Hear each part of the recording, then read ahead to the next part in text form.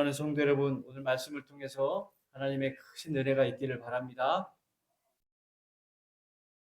우리는 사도신경으로 우리의 신앙을 고백합니다. 사도신경의 고백은 나는 하나님을 믿습니다 라고 고백하는 내용입니다. 근데 사실 더 정확하게 말하면 나는 삼위일체 하나님을 믿습니다 라는 고백입니다. 같이 해볼까요? 저를 따라서 해보겠습니다. 나는 삼위일체 하나님을 믿습니다. 아멘. 하나님은 성부와 성자와 성령 삼위로 계시며 창조도 구원도 함께 이루어 가십니다. 창세기를 보면 하나님이 말씀으로 천지를 창조하셨다라고 말씀하고, 그 하나님께서 말씀으로 빛을 창조하셨을 때 땅이 혼돈하고 공허하며 하나님의 영이 수면 위에 운행하셨다라고 하는데, 바로 여기서 하나님의 말씀, 이게 성자 하나님 예수님이시고 수면 위에 운행하시는 영은 성령님이십니다. 그래서 이렇게 성부 하나님은 마치 양손으로 무언가를 만들듯이 말씀이신 성자와 하나님의 영이신 성령께서 함께 창조를 이루셨습니다. 우리는 창세기에서부터 성삼위 하나님께서 함께 창조 사역과 또 구원의 사역을 이루어 가신다는 것을 우리는 알아야 합니다. 오늘 그 가운데서 성령님을 믿는다는 것이 무슨 의미인지를 함께 나누어 보려고 합니다. 예수님은 십자가를 지시기 전에 제자들에게 말씀하셨습니다. 요한복음 14장 16절, 오늘 우리가 같이 읽었던 말씀 중에 16절을 보면 내가 아버지께 구하겠으니 그가 또 다른 보혜사를 너희에게 주사 영원토록 너희와 함께 있게 하리니 라고 말씀합니다. 여기에서 중요한 것은 예수님께서 또 다른 보혜사를 보내신다는 것입니다. 또 다른 보혜사. 보혜사라는 말이 헬라어로 아마 여러분들도 많이 들어보셨을 건데 파라클레토스라고 합니다. 보혜사. 뜻은 곁에서 돕는 사람, 대신 변호해 주는 사람. 그것도 완벽하게, 아주 완전하게 돕고 변호해 주는 사람입니다. 어느 법정에서 법정 다툼을 할 때 그 사람의 변호를 해주는 그 변호인, 그 역할이 바로 보혜사입니다. 그렇다면 다른 보혜사가 있다면 첫 번째 보혜사는 누구인가?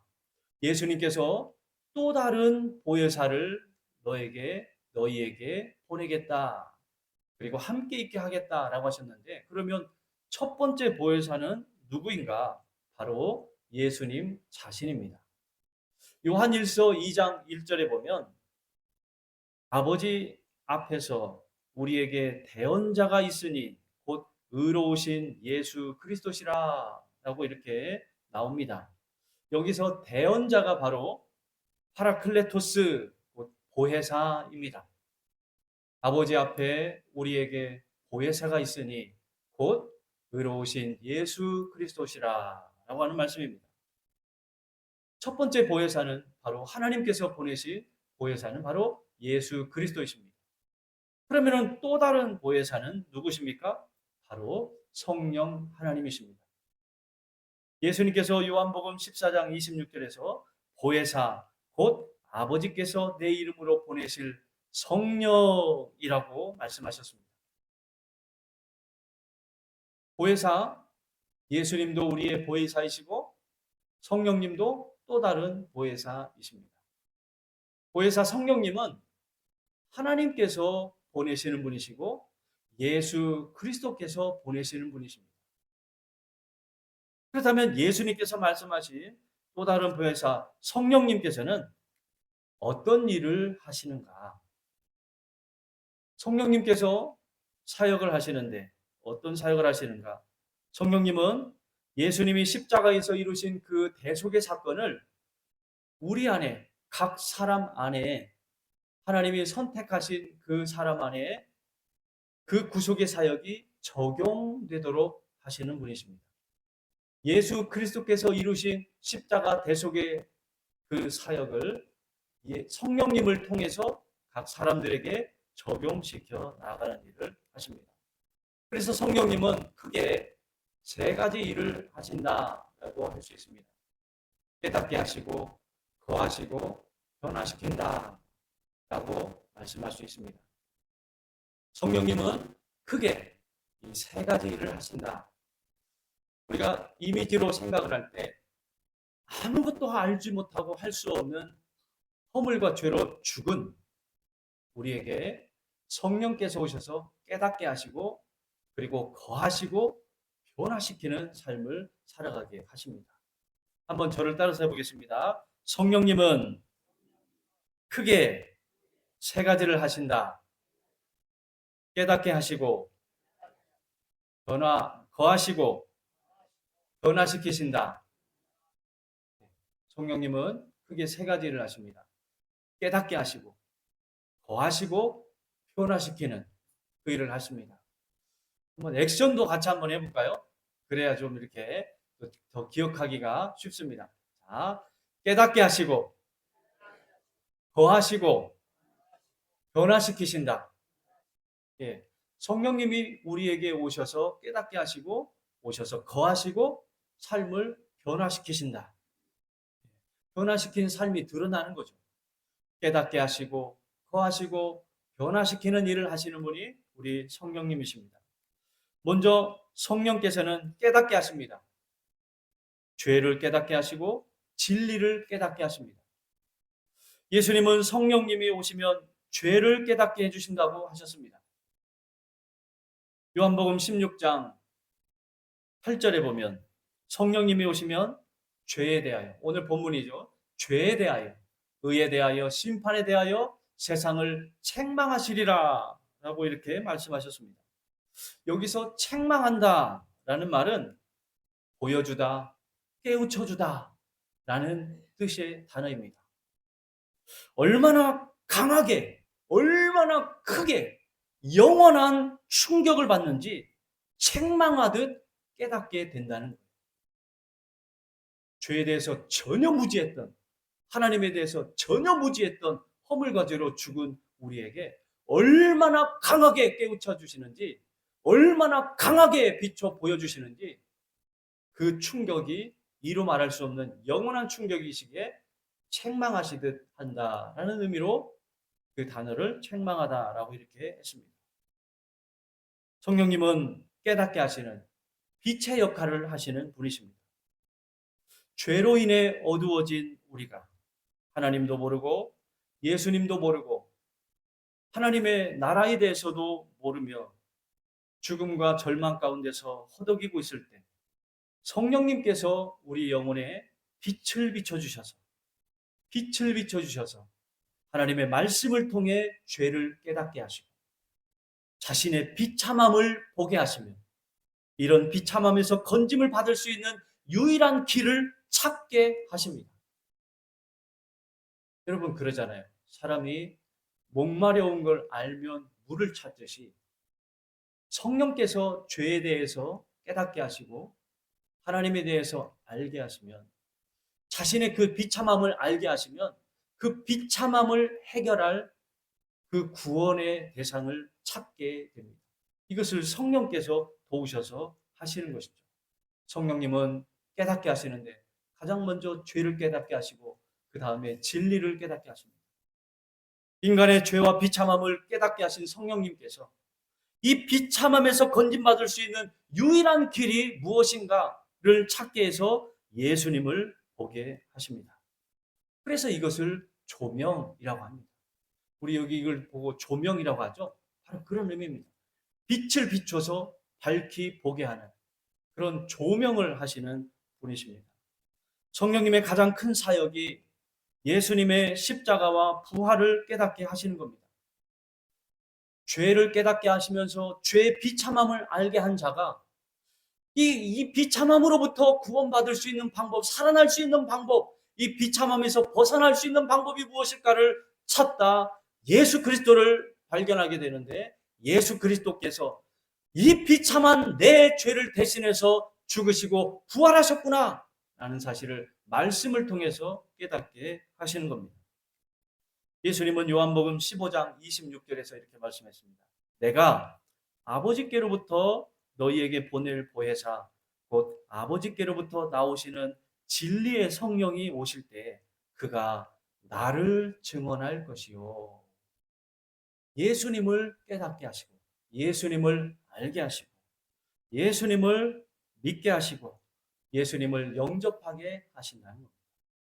단순히 예수님을 소개하는 정도가 아니라 예수님이 하나님의 아들이시고 하나님의 아들이신 그분께서 내 죄를 대신해서 십자가에서 다 짊어지시고 대속하시고 죽으셔서 3일 만에 다시 부활하신 구원의 주라는 사실을 알게 하시고 그분을 믿어 주인으로 영접하여 그 주님을 주가 되게 하시는 삶을 살아가도록 하시는 분이 성령님이시다라는 겁니다. 사도행전 2장에 보면 베드로가 성령님이 임하신 후에 밖에 나가서 복음을 전파할 때 3,000명이 막 회개할 그 복음을 듣고 회개할 때 뭐라고 합니까? 우리가 어찌할꼬 복음을 듣고서 성령께서 역사하셔서 그들의 죄를 깨닫게 하고 그들의 비참함을 발견했을 때 우리가 어찌할꼬 라고 하면서 아주 통곡하며 회개하고 예수님을 믿고 구원받게 된 사건이 나오는 것을 보게 됩니다. 바로 성령께서 죄와 진리를 깨닫게 하시는 그 역사하심으로 일어난 일입니다. 두 번째로 성령님은 우리 안에 거하십니다. 성령님께서는 깨닫게 하시고 그냥 가시는 분이 아니라 우리 안에 머무신다는 겁니다. 구약시대 때는 성령께서 한번 임하시면 또 가십니다. 구약에서는 그랬습니다. 영이 여호와의 영이 임하고 또 떠나고 했다고 하는 표현들이 나오죠. 그러나 신약에 와서 예수 그리스도께서 여신 새로운 시대의 신약에는 예수 그리스도의 대속하심으로 말미암아서 그 예수님을 믿는 그 사람들에게는 성령님이 거하심으로 성령님이 거하시는 성전이 되게 하셨습니다. 예수님께서 요한복음 14장 17절에서 이렇게 말씀합니다. 성령님이 진리의 영이셔서 세상은 능히 그를 받지도 못하고 그를 보지도 못하고 알지도 못하는데 그러나 너희는 그를 아나니 그는 너희와 함께 거하시기 때문이다 라고 말씀합니다. 우리가 예수님을 믿을 때 성령님께서 우리 안에 내주하십니다. 우리의 몸을 성전 삼으셔서 우리 안에 거하십니다. 그래서 우리가 성령님이 우리가 구원받은 것에 대한 하나님의 자녀인 것에 대한 보증이 되십니다. 우리가 성령님이 우리 안에 거하심으로써 우리가 하나님을 이제는 알고 아빠, 아버지라고 부르며 그 하나님을 아버지로 고백하고 믿고 섬기는 삶을 살아가게 됩니다. 우리에게 이 연약함을 성령께서 도우셔서 우리의 지, 정, 이를 통해 하나님의 말씀으로 성령께서 우리를 하나님의 사람으로 이루어가고 계시는 것입니다. 그럴 때 성령께서 말씀과 기도를 통해서 우리를 도우시는 역할을 하고 계시는 겁니다. 그래서 우리를 어떻게 하시는가? 세 번째는 성령님 우리를 변화시키십니다. 깨닫게 하시고 거하셔서 말씀을 통해서 우리를 변화시키시는 성령님이십니다. 어떻게 변화시키시는가? 사망에서 생명으로, 죄인에서 의인으로 변화시키는 성령님이십니다. 성령님은 본래 허물과 죄로 인해서 죽었던 우리를 생명 얻은 자로 변화시키십니다. 로마서 8장 11절에 보면 같이 한번 읽어보겠습니다. 로마서 8장 11절 시작. 죽은 자 가운데서 살리신 이의 영이 너희 안에 거하시며 너희 안에 거하시는 그의 영으로 말미암아 너희 죽을 몸도 살리시리라. 아멘. 네. 성령께서 우리 안에 거하셔서 우리의 죽을 몸을 살리신다. 사망에서 생명으로 변화시키신다. 라고 말씀합니다. 또한 성령님은 죄인에서 의인으로 변화시키시는 분이십니다. 예수님을 믿기 전에는 내가 주인이 되어서 내가 왕 노릇하며 내가 하고 싶은 대로 살아갔지만 이제 성령님이 우리 안에 머무는 사람은 변화되어서 세상과 다른 거룩한 삶을 살아가게 되는데 가장 큰 것은 내가 주인이 아니라 이제는 나는 죽었고 내 안에 계신 예수 그리스도와 함께 산 자로서 하나님이 왕이심을 고백하며 하나님이 주가 되게 하시는 삶을 살아가는 자가 된다는 것입니다. 죄인에서 의인으로 변화시킨다는 것은 그냥 죄 있는 사람이 죄 없다 정도가 아니라 하나님과의 관계성의 의미로서 죄인은 하나님과 멀어진 자, 관계가 끊어진 자. 그러나 의인은 제가 뭐라고 그랬습니까? 주일 오후에 하나님과 뭐라고 그랬어요? 의인은 네. 다 기억하시는데 말씀 안 하시는 거죠? 의인은 하나님과 가까운 자, 하나님과 친한 사람. 이게 의인이라고 그랬습니다. 과거에 예수님을 믿기 전에는 하나님도 모르고 내가 주인이고 내가 왕인 줄 알고 내 마음대로 내가 법이 되어서 하나님을 업신여기며 살아갔습니다.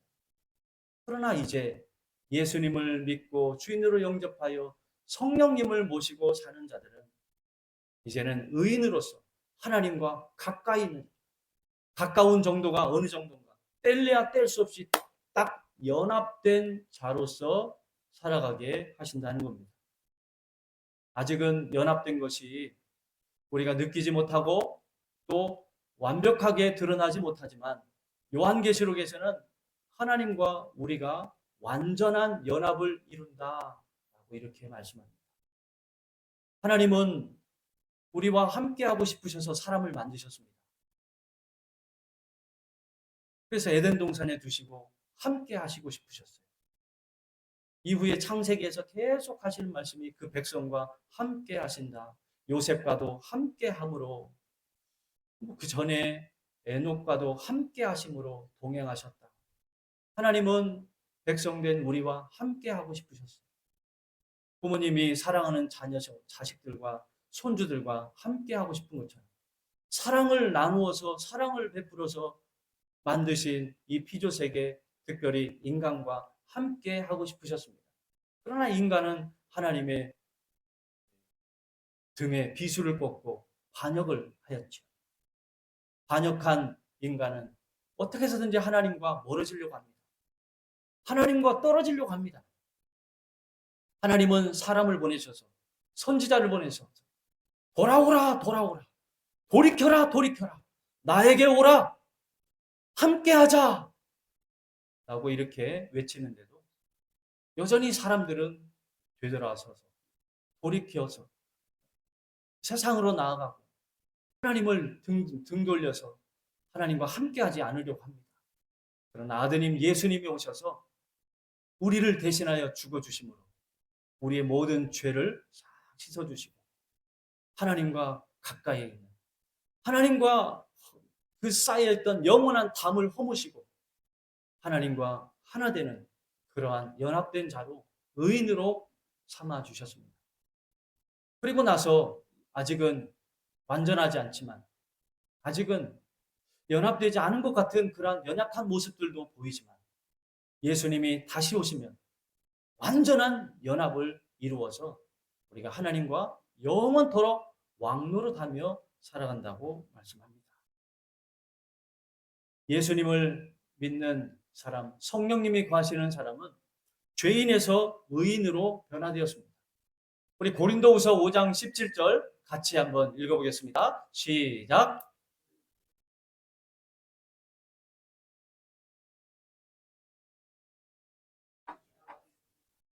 새 것이 되었도다. 아멘. 이처럼 성령님은 예수님 안에서 우리를 전적으로 새롭게 하십니다. 사망에서 생명으로, 죄인에서 의인으로 우리 존재와 삶 전체를 거룩하게 변화시키십니다. 우리가 믿는 구원은 언제나 성삼위 하나님께서 함께 이루시는 구원입니다.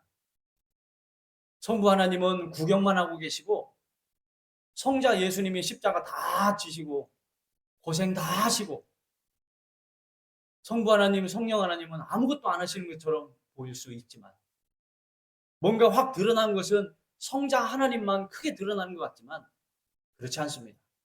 삼위 하나님께서 함께 협약하신 그 구원을 이루어 가시는 데 있어서 성부 하나님은 계획하시고 주관하시고 성자 하나님이 그 계획하신 바를 십자가를 지시고 부활하심으로 실행하시고 성자 하나님께서 실행하신 것을 성령 하나님께서 우리 안에 적용시키시는 일을 해 나가시는 겁니다. 이것을 사도신경에서 우리가 고백하는 거예요. 전능하사 천지를 지으신 하나님 아버지를 내가 믿사오며 하면서 성부 하나님, 성자 하나님은 어떤 일을 하셨고 성령 하나님은 어떤 일을 하셨는지를 우리가 고백하고 그 하나님을 섬기는 백성으로서의 고백을 하는 것입니다. 그러므로 우리는 늘 성자와 성령의 균형을 붙들어야 합니다. 성자 예수님을 아는 지식만 있고 성령의 충만함을 구하지 않으면 머리만큰 신앙에 머무르게 됩니다. 반대로 성령의 능력만 구하고 성령의 충만함만 구하고 예수님의 진리를 깊이 알지 못하면 뜨거운 깡통이 되는 것입니다. 감정적인 신앙에 머무를 수 있습니다. 그래서 후에 성경 공부를 하거나 또 말씀을 읽거나 또 기도 모임을 한다거나 그럴 때 누구나 다 함께 참여하여서 우리의 신앙이 삼위일체 하나님의 그 균형 있고 조화로운 신앙이 우리의 삶 가운데서도 적용되어지고 실현될 수 있도록 해야 하는 것입니다. 하나님에 대해서 아는 지식만 많으면 머리만 커지고 가슴은 냉랭해지는 그러한 신앙생활이 됩니다. 그러다 보면 입만 살아나는 것입니다. 또 반대로 아는 것은 적은데 성령 충만함만 구하고 가슴만 뜨겁고 감동적인 것만 추구하다 보면 앞서 말씀드린 대로 뜨거운 깡통이 되는 것입니다. 그러다 보면 어떤 지적인 것에 약하기 때문에 어떤 잘못된 그런 사상에 쉽게 빠져들게 되고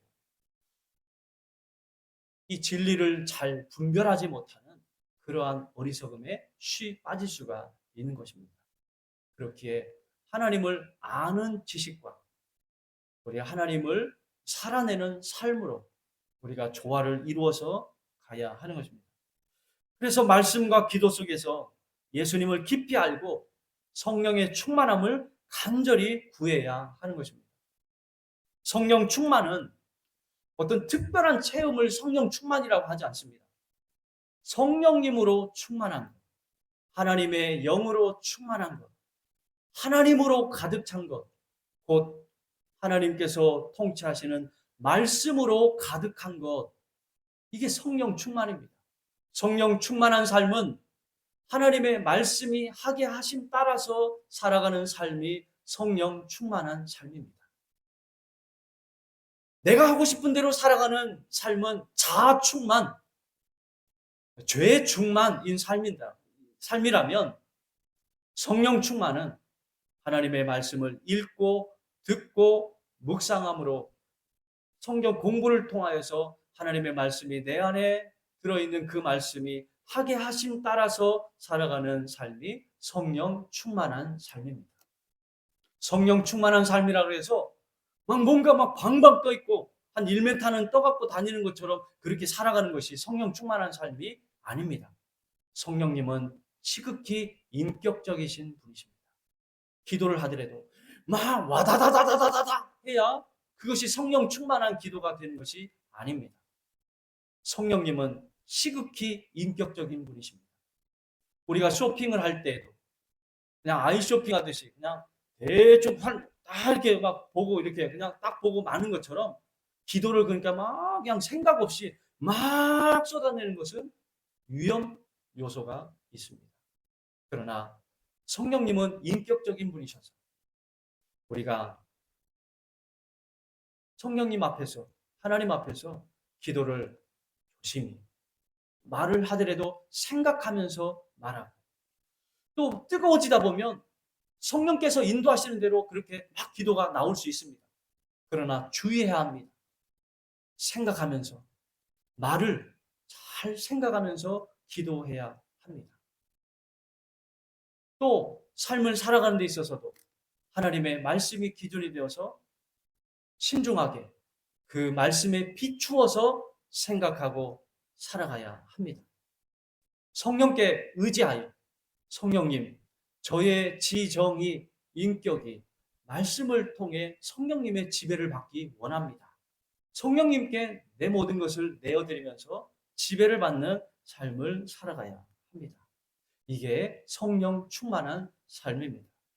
사랑하는 성도 여러분, 우리가 성령님을 믿습니다 라고 고백할 때마다 성령님을 단순히 그냥 단순한 위로자, 어떤 능력, 파워 정도로만 생각할 것이 아니라 삼위 하나님의 한 위격으로서 예수님의 구원을 우리의 삶 속에 적용하시는 너무나도 중요하신 분이시고 또 다른 보혜사이시며 우리의 삶을 거룩하게 변화시켜 나아가시는 주님이시고 인도하시는 분이시고 우리 살아가는 데 있어서 중요한 보혜사라시는 그런 사실을 우리가 기억하면서 살아가야 합니다. 이 시간 바라옵기는 성령께서 우리 안에 늘 거하심으로써 죄를 깨닫고 진리 가운데로 인도하심을 받으면서 늘 거룩한 삶으로 변화되어져 가는 복된 저와 여러분이 되시기를 주님의 이름으로 축원합니다.